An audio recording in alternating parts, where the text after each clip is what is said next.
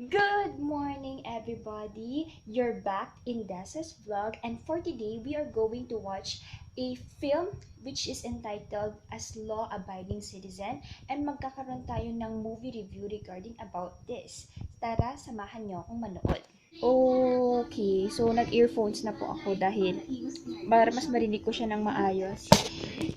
And it's just very hindi ko masabi pero hindi ko na siya kayang panoodin. It's like very too much for me yung film, and I feel like merong mga scenes na very disturbing, so I might have to advise yung mga gustong panoodin ito na to take kung hindi kayo fan ng mga gore like me or yung mga scenes na disturbing, I guess pwede nyo skip tong part na to. Kasi meron para siyang torture na gagawin bilang revenge niya doon sa guy na nanloob sa kanya noon. So, yeah, I think hindi ko din kaya panoodin. So, but let me just try it kasi deserve din naman nung guy kung ano yung gagawin sa kanya nung bidang lalaki si yun.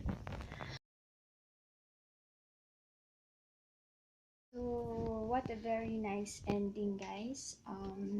So far, while watching the film, na-realize ako doon that every na the system is messed up. The system is messed up. Although, ang review ko sa film, it's good. It's very nice film. I recommend it. Although hindi ko siya nire-recommend, ilang beses ko nabanggit na hindi ko siya masyadong nire-recommend sa mga hindi mahilig sa mga gore or madugo, because meron nga ibang scenes doon na sobra talaga grabe. However, the film was amazing. Yung plot maganda, and I love how hindi ko masasabi kung si Clyde is an antagonist or a protagonist, because nasa side niya ako eh. Sa totoo lang, I'm on his side because I feel his pain, or I felt his pain.